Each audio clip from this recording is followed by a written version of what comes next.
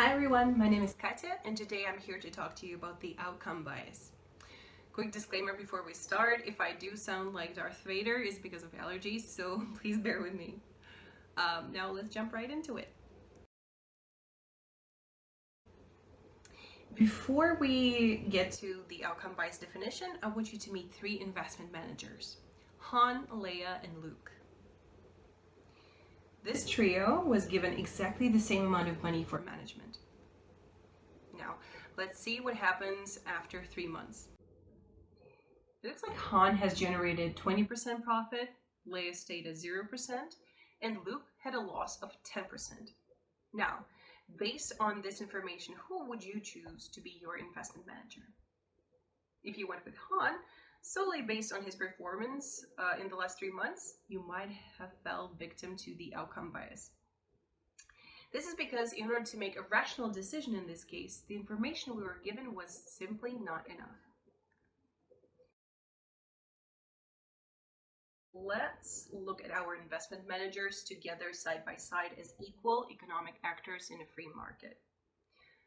There are many external factors that can influence their performance.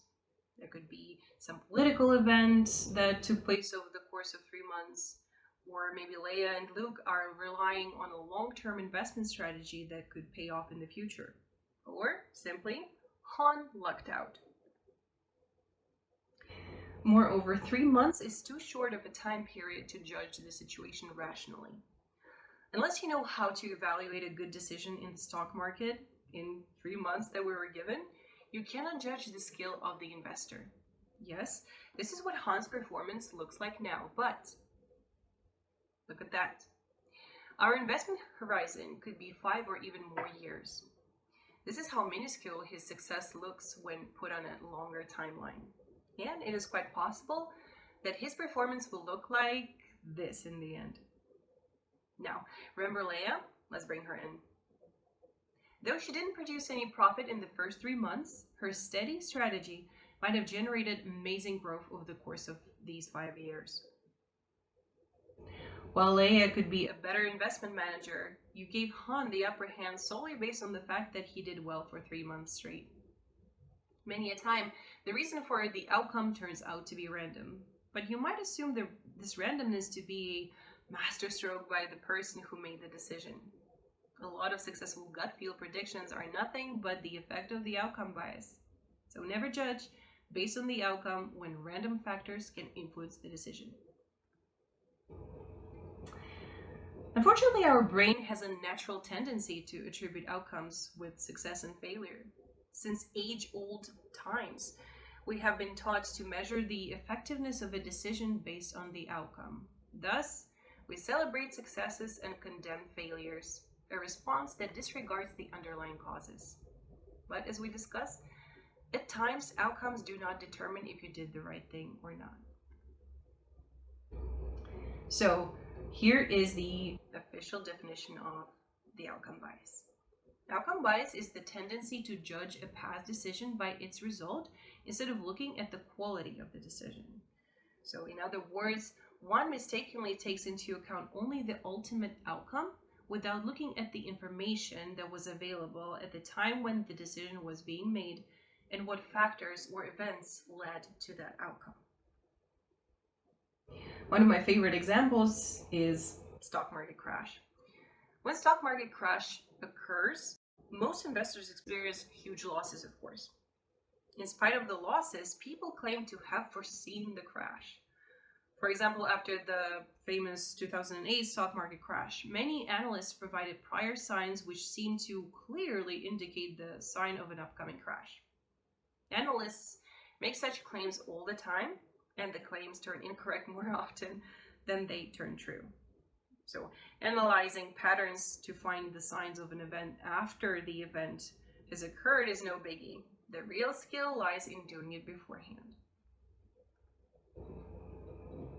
In my research for this project, I was always wondering how else is this relevant to us as financial professionals. So I started looking for some elements that we could see in our client work or even in our work with our colleagues. I personally have seen many of these in my own work, and I'm glad to say that now I can finally pinpoint these elements. So the first one is assumption based on previous outcomes. Just because Tesla did well some time ago doesn't mean that it will keep on growing forever, for example. Especially in evidence-based investing, we can try projecting profits and losses, but there are multiple factors and anomalies that we simply cannot predict. The second one is assuming expertise. When you're introduced to a new topic, your first few successes can lead you to believe that you already turned into an expert. This often applies to inexperienced DIY investors who are convinced that they can outguess the market just because they purchased Tesla before it went big. This assumption leads our investor to listen to their heart and follow its lead.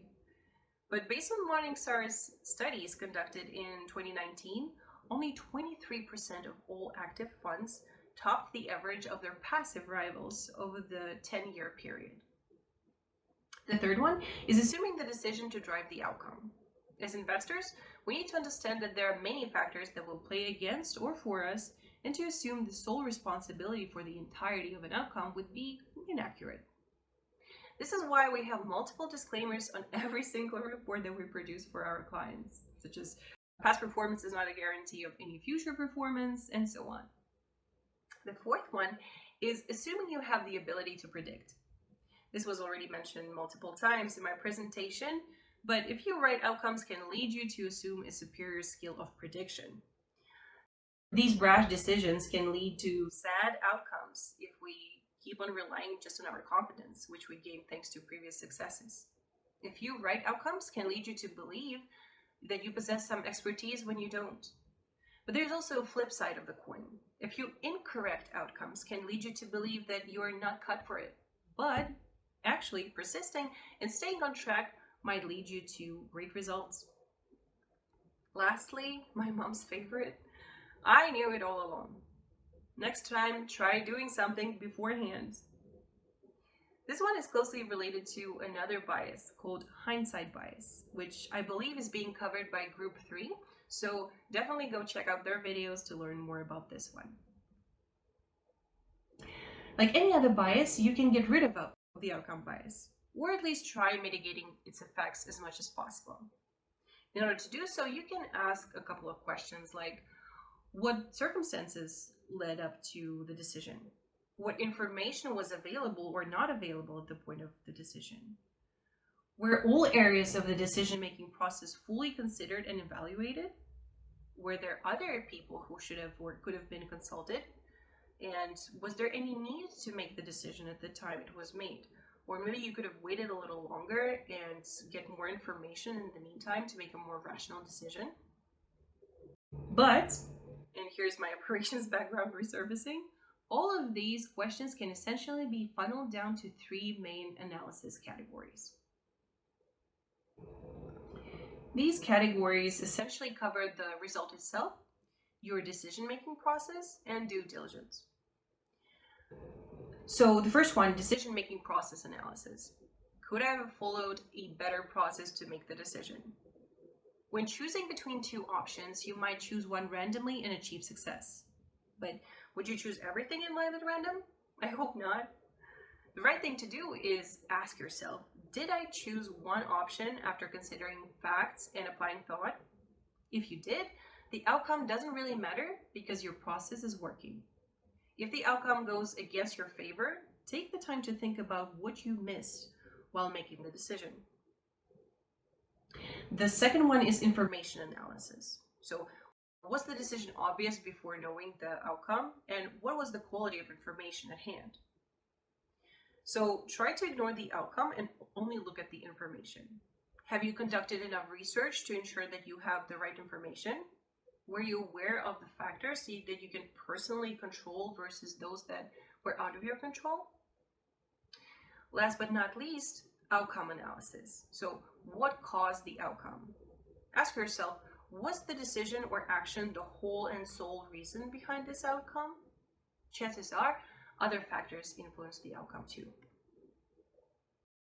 In conclusion, I would like to say that we all will fall for the outcome bias even if we are aware of it.